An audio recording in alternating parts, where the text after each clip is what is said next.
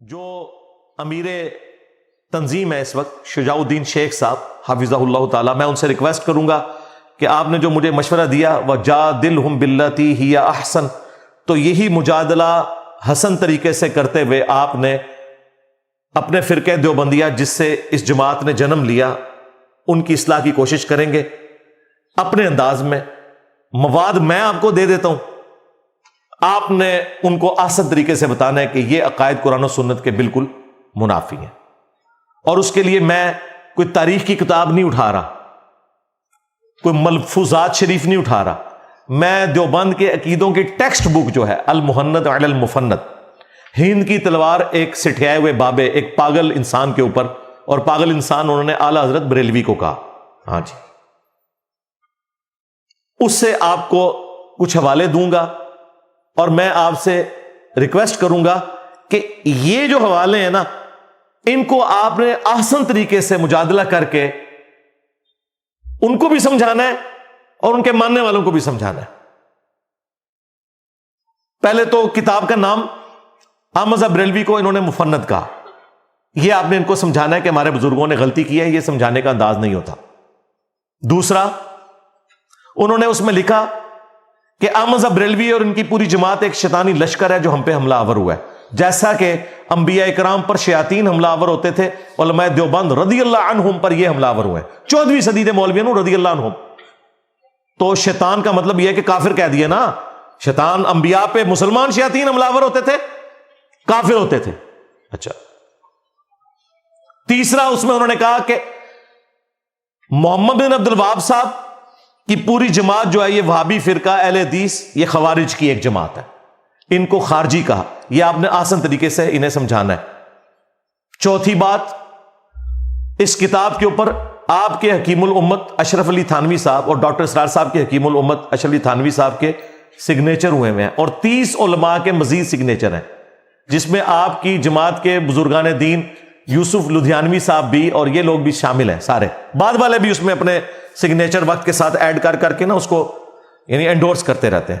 تو آپ نے یہ بتانا ہے کہ اشرف تھانوی صاحب نے اس طرح کی کتاب کو انڈورس کیوں کیا۔ ٹھیک ہے جی، 4 باتیں ہوں گی۔ 5ویں بات، اس میں عقیدہ انہوں نے لکھا ہے کہ ہم بزرگوں کی قبروں اور سینوں سے فیض لینے کے قائل ہیں، ہم بزرگوں کی قبروں اور سینوں سے فیض لینے کے قائل ہیں، اس طریقے پہ نہیں جو عوام میں رائج ہے، اس طریقے پہ جو خواص میں ہے۔ اب وہ خواص میں کون سا ہے وہ آپ نے ہمیں بتانا ہے، انہوں نے تو آپ کو نہیں بتانا، ہم بتا دیتے ہیں کہ کیا ہے خواص کے اندر، بتا دیں کس طریقے سے بتائیں؟ قبروں سے جی انہوں نے بتایا ہوا ہے، اشرف تھانوی صاحب نے خود اس کی شرح میں کتاب لکھ دی ہے روایت ثلاثہ، اس میں انہوں نے لکھا ہے کہ قاسم نانوتوی صاحب مرنے کے 6 سال کے بعد خواب میں نہیں بیداری میں اپنی قبر سے نکلے، دیوبند کے 2 مولویوں کی صلح کرا کے دوبارہ قبر میں واپس چلے گئے، اور جس مولوی کے پاس آئے تھے سخت سردیوں کے اندر بھی لحاف کے اندر اس کا پسینہ چھوٹ گیا، ظاہر ہے مردہ نکل کے آ جائے تو ظاہر ہے بڑے بڑے بزرگان دین کا پسینہ نکل جائے گا، تو یہ قبر سے جائز طریقے سے یوں فیض ملتا ہے۔ ہاں بریلوی کریں تو علماء سو تو اڈے کرن پھر سو نہیں ہوئے گا، اور میں دسنا تو پھر سو کر دینے، اور سینوں سے فیض وہ بھی انہوں نے بتایا۔ ہاں اسی روایت ثلاثہ میں لکھا ہے کہ مدرسہ دیوبند کے جو بانی تھے قاسم نانوتوی، ان کو رشید احمد گنگوئی نے عوامی اجتماع کے اندر اپنے ساتھ چرپائی پہ لٹایا عاشق صادق کی طرح، یہ اس میں لکھا ہوا، اور پھر ان کے یہ سینے کے بٹن کھول کے سینے پہ ہاتھ پھیرا، جو آپ سمجھ رہے ہیں وہی کچھ ہو رہا تھا۔ ہاں کیونکہ قاسم نانوتوی صاحب نے یہی سمجھا، ان کا میاں لوگ کیا کہیں گے، یعنی آپ یہ جو حرکتیں کر رہے ہیں لوگ کیا سوچیں گے، آپ یہ کیا کر رہے ہیں۔ یہ مفتی عبدالعزیز کی ویڈیو تو ابھی نکلی ہے نا، اور باقی لوگوں کی، یہ پرانوں کی میں بتا رہا ہوں، اس زمانے میں کیمرہ ہوتا تو ویڈیو بھی آپ کو دکھا دیتا۔ ہاں ظاہر ہے یہ جلسوں کی ویڈیوز بناتے ہیں نا، تو یہ پبلکلی ہوا ہے، کمرے میں نہیں ہوا، اور دیکھیں نقل کون کر رہا ہے، اشرف تھانوی صاحب اپنی منجی ٹھوک گئے جے۔ اور کتاب کا نام ہے حقائق اولیاء ارواح ثلاثہ، اولیاء اللہ کی یہ کرامات اور حقائقیں لکھ رہے ہیں. تو کہہ رہے ہیں میاں لوگ کیا کہیں گے؟ تو آگے سے گنگوئی صاحب کو پھر بھی حیا نہیں ہے، انہوں نے کہا بھائی کہنے دو لوگوں کو، ہاں جو بھی کہیں، ہم نے ایسے ہی کرتے رہنا. اور اس کی اگلی قسط بھی ہے، ہاں، تذکرۃ الرشید. رشید احمد گنگوئی صاحب کے حالات و واقعات جمع کیے ہیں ان کے خلیفہ نے. اس میں وہ لکھتے ہیں کہ رشید احمد گنگوئی صاحب کہتے ہیں کہ ایک رات میں نے خواب میں دیکھا کہ قاسم میاں، وہی قاسم نوتوی صاحب جن کو انہوں نے بستر پہ لٹایا تھا نا اپنے ساتھ، اور وہ چیخیں مار رہے تھے، میاں میاں کر رہے تھے، وہ خواب میں بھی ان کا پیچھا نہیں چھوڑتے تھے. ظاہر ہے آپ دن کو جو کچھ سوچیں گے وہی کچھ خواب میں آئے گا. وہ کہتے ہیں میں نے دیکھا قاسم میاں دلہن کی شکل میں میرے خواب میں آئے ہیں. اور پھر آگے بھی جو ہے نا، ہاں وہ بھی انہوں نے اس میں ذکر کیا ہے، ہاں وہ ہم کیمرے میں دکھا دیں گے. اور پھر اس کی تعبیر انہوں نے کی کہ اس سے مراد یہ کہ وہ میرے شاگردوں کو آگے لے کے چلیں گے، یعنی یہ روحانیت کے لیے. یہ نہیں انہوں نے کہا کہ میں نے اپنی دلہن کو قاسم کی شکل میں دیکھا، نہیں، وہ کہتے ہیں قاسم نوتوی دلہن کی شکل میں میرے خواب میں آئی ہیں، اور پھر وہ نفع بھی ہمیں ایک دوسرے سے پہنچائی. یہ سارا کچھ لکھا ہوا ہے اس میں. تو میں نے کہا اگر کسی کو یہ نہ پتا چلے کہ بزرگوں کی قبروں اور سینوں سے فیض کیا ہے تو میں خود ہی آپ کو اس کی تشریح کر دوں. ابھی قرآن و سنت کی روشنی میں اس کا پوسٹ مارٹم چھوڑ رہا ہوں، جو میں نے کہا میں چھوڑ دوں گا، وہ میں قرآن و سنت کی روشنی میں جو پوسٹ مارٹم ہے وہ چھوڑ رہا ہوں. فی الوقت یہ کہیں سے بھاگے نہ، میں آپ کو وہ ساتھ بتا رہا ہوں. یہ 5 باتیں ہو گئی.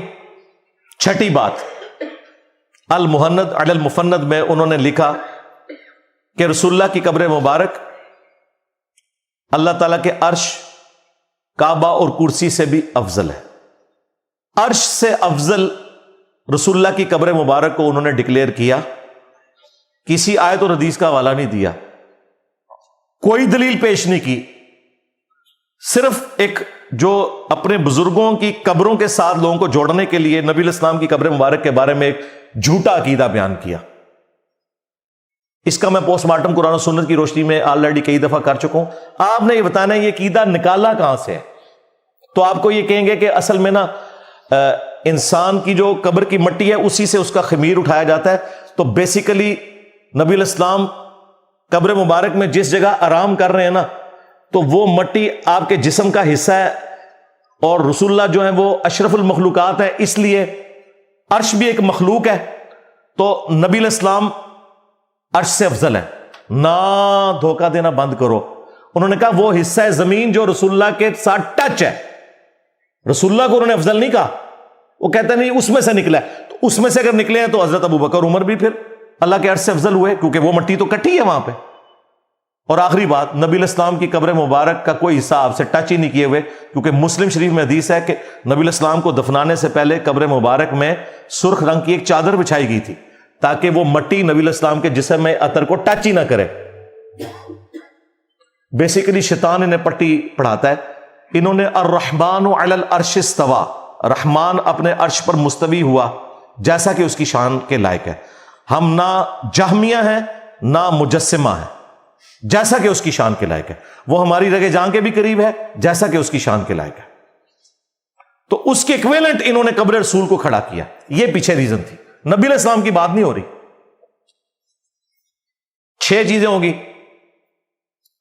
اور 7واں بھی عقیدہ انہوں نے لکھا کہ نبی علیہ السلام کی قبر مبارک میں زندگی کو ہم دنیا کی سی مانتے ہیں.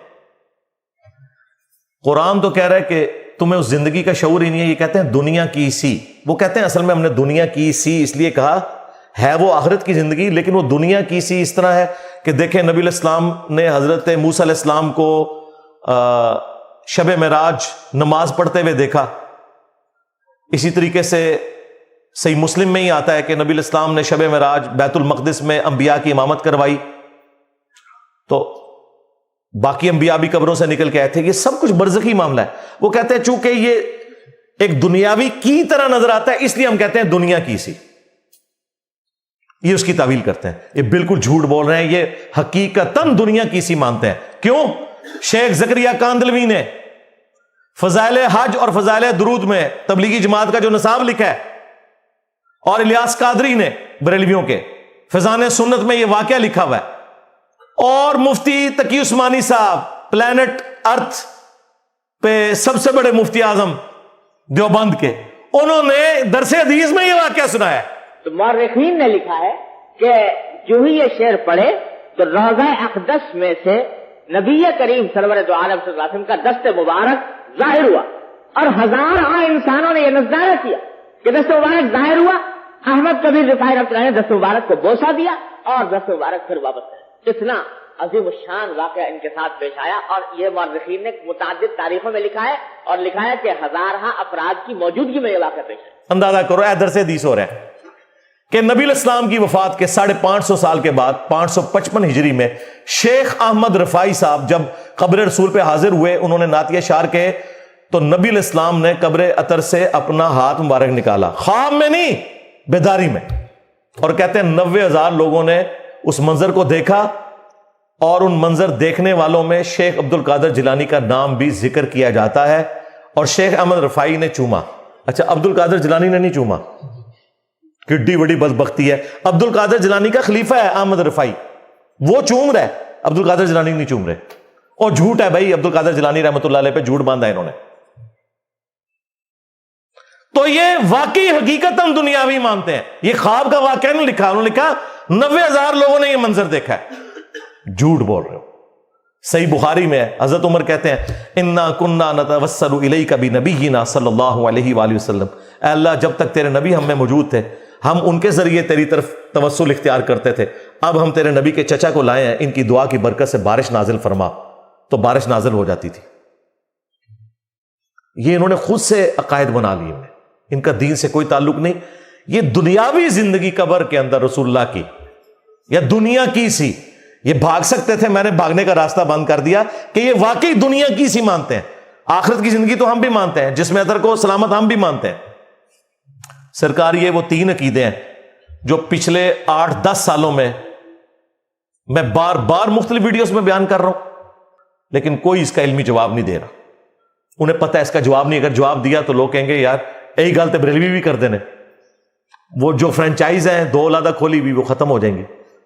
ابھی اور باتیں بھی ہیں، تھانوی رسول اللہ نہیں جی وہ خواب میں تھا، نہ سرکار اس میں لکھا ہوا ہے، میں بیداری میں بھی پڑھ رہا ہوں، نہیں وہ دیکھیں وہ بیچارہ کہہ رہا نا میں بے اختیار ہوں۔ ہم نے کہا ہم بابی کو تو کہہ نہیں رہے، بابے کو کہہ رہے ہیں۔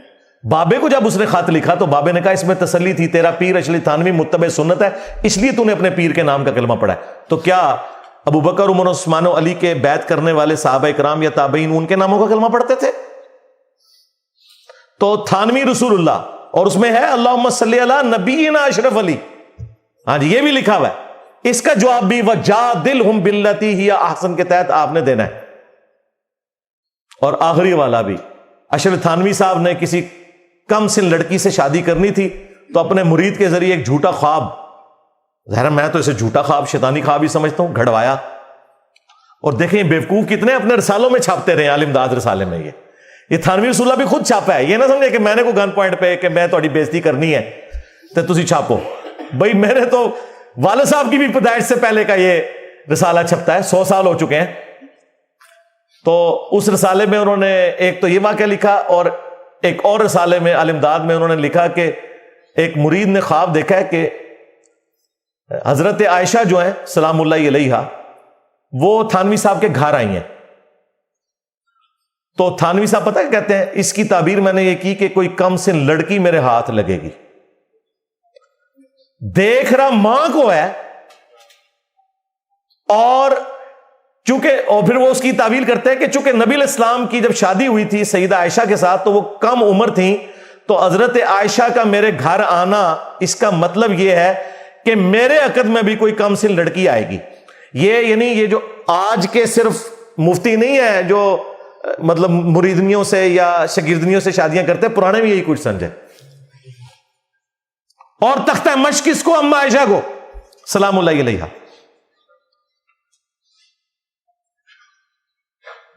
اور باتیں ہمیں کرتے ہیں، کیا یہ گستاخی نہیں ہے؟ یہ شیطانی خواب نہیں ہے، جھوٹا خواب؟ دیکھ رہے ماں کو، النبی اولا بالمؤمنین من انفسہم وازواجہ امہاتہم، نبی مومنین کی جانوں سے بڑھ کر ان پر حق رکھتے ہیں، نبی کی بیویاں امت کی مائیں ہیں۔ اور کام اپنے سیدھے کر رہے ہو، تو دیکھو پھر اللہ نے کتنی بڑی بلا تمہارے اوپر چھوڑ دی ہے. ہاں میرے نبی سا ہے ہی کوئی نہیں، تیرے بابے تھے شے ہی کوئی نہیں. صلو علی محمد وآل محمد، اللہم صلی علی محمد وعلی آل محمد واصحاب محمد وازواج محمد وامت محمد اجمعین الی یوم الدین، آمین.